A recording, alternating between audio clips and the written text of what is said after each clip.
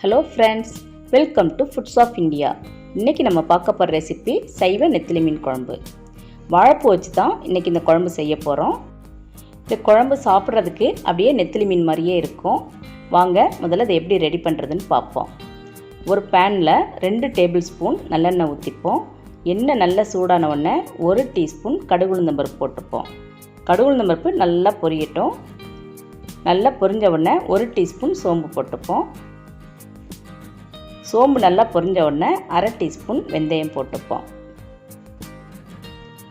வெந்தயம் நல்லா வாசம் வந்துட்டது.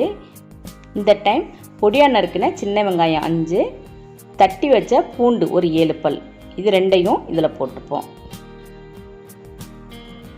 எண்ணெயில் இது ரெண்டும் நல்லா வதங்கட்டும்.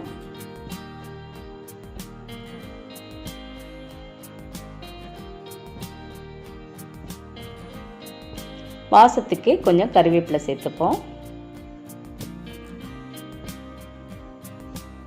வெங்காயமும் பூண்டும் எண்ணெயில் நல்லா வதங்கிட்டது.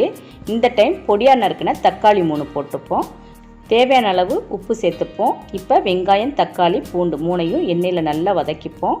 தக்காளி நல்லா மசிகிற வரைக்கும் நம்ம இதை வதக்கி எடுத்துப்போம். தக்காளி நல்லா வதங்கிட்டது. இந்த டைம் 1 டீஸ்பூன் மிளகாத்தூள், 2 டீஸ்பூன் மல்லித்தூள், 1/2 டீஸ்பூன் மஞ்சள் தூள் போட்டுப்போம். இந்த மசாலா நல்லா எண்ணெயில் பிரிஞ்சு வர்ற வரைக்கும் நம்ம நல்லா வதக்கி எடுத்துப்போம். அடுப்பை மீடியம் ஃப்ளேமில் வச்சுப்போம். மசாலா நல்லா வதங்கிட்டது.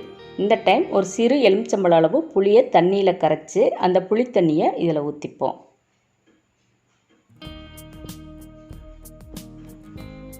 குழம்பு கொஞ்சம் தண்ணியாக இருக்கணும், அதனால இன்னும் நம்ம கொஞ்சம் தண்ணி ஊற்றிப்போம். இந்த குழம்புக்கு தேவையான அளவு உப்பு நம்ம போட்டு இதை நல்லா மிக்ஸ் பண்ணிப்போம். அடுப்பை நம்ம ஃபுல் ஃப்ளேமில் வச்சுப்போம். வாழைப்பூவை நம்ம கடலை மாவில் பொரிச்சு எடுத்து அதில் போட போகிறோம். அப்போ இந்த கடலை மாவு தண்ணியை நல்லா அப்சர்வ் பண்ணிடும். அதனால நம்ம இந்த குழம்பை முதல்ல தண்ணியாக வச்சுக்கணும். நம்ம அடுப்பை ஃபுல் ஃப்ளேமில் வச்சு ஒரு மூடி போட்டு 5 நிமிஷம் நல்லா கொதிக்க விடுவோம். அதுக்குள்ளேயும் நம்ம இந்த குழம்புக்கு தேவையான தேங்காயை அரைச்சி எடுத்துப்போம். ஒரு மிக்சி ஜாரில் 1/2 கப் தேங்காய் துருவல், தண்ணியில் ஊற வச்ச கசகசா 1/2 டீஸ்பூன், இது ரெண்டையும் போட்டு நல்லா நைஸாக அரைச்சி எடுத்துப்போம். 5 நிமிஷம் ஆச்சு. குழம்பு நல்லா கொதிச்சிட்டது. இப்போ நம்ம அரைச்சி வச்ச தேங்காய் பேஸ்ட்டை இதில் ஊற்றுவோம். தேங்காய் அரைச்சி ஊற்றுனதுக்கப்புறம் குழம்பு ரொம்ப நேரம் கொதிக்கக்கூடாது. ஒரு கொதி வந்ததுக்கப்புறம் நம்ம அடுப்பை ஆஃப் பண்ணிடணும்.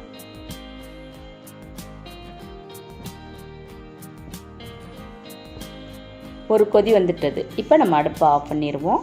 குழம்பை கொஞ்சம் நேரம் நம்ம ஆற விடணும். பொரிச்ச வாழைப்பூவை சூடாக அதில் போட்டோம்னா அது பிரிஞ்சு வந்துடும். அதனால இந்த குழம்பு கொஞ்சம் நேரம் ஆறட்டும். ஒரு மூடி போட்டு மூடி வச்சுருவோம். இப்போ நம்ம சைவ நெத்திலி மீன் ரெடி பண்ணிடுவோம். வாழைப்பூவில் உள்ள முதல் 2-3 மடலில் உள்ள பூக்கள் நம்ம எடுத்துப்போம். அதுதான் பார்க்குறதுக்கு அந்த மீன் மாதிரி ஷேப் கிடைக்கும். இப்போ பொரிக்கிறதுக்கு தேவையான மாவை நம்ம ரெடி பண்ணிப்போம். ஒரு மிக்சிங் பவுலில் 1/2 கப் கடலை மாவு எடுத்துப்போம். 2 டேபிள் ஸ்பூன் இடியப்ப மாவு எடுத்துப்போம்.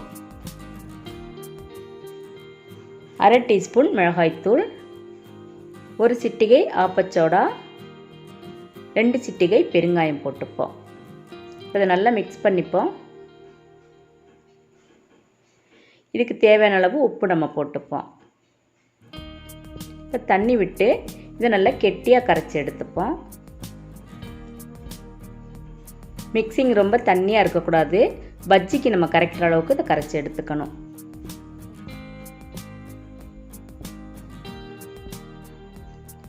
இப்போ இந்த மாதிரி கெட்டியாக இருக்கணும். இப்போ மாவு நம்மளுக்கு ரெடி ஆயிடுச்சு. இப்போ நம்ம எண்ணெயில் பொரித்து எடுத்துருவோம். ஒரு பேனில் பொரிக்கிறதுக்கு தேவையான அளவு எண்ணெய் விட்டுப்போம். எண்ணெய் நல்லா சூடாகட்டும். சூடானோடனே இந்த மாவில் வாழைப்பூவை போட்டு ஒன்றொன்னா எண்ணெயில் போட்டு எடுத்துப்போம்.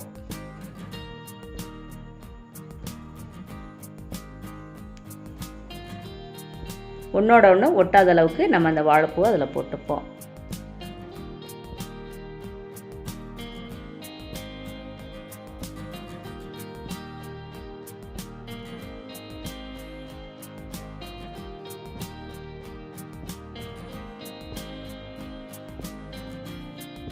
இதை 2-3 தடவை நல்லா திருப்பி விடுவோம். நல்ல கலர் மாதிரி வந்த உடனே இதை நம்ம வெளியே எடுத்துருவோம்.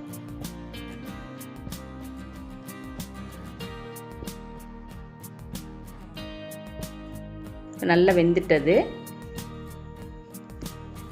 இப்போ அதை நம்ம எடுத்துருவோம்.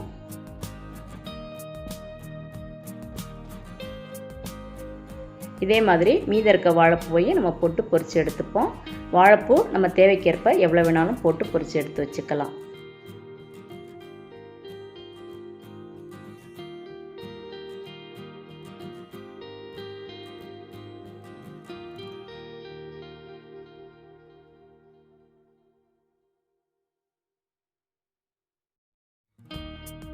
எல்லாம் பொரித்து எடுத்தாச்சு. இதை நம்ம சூடாக இந்த குழம்புல போட்டுறக்கூடாது. இது ஒரு 5 நிமிஷம் ஆற விடணும். குழம்பு மிதமான சூடாக இருக்கணும், ரொம்ப கொதிக்கக்கூடாது. இப்போ இந்த குழம்புல நம்ம பொரித்து வச்ச வாழைப்பூவை போட்டுப்போம்.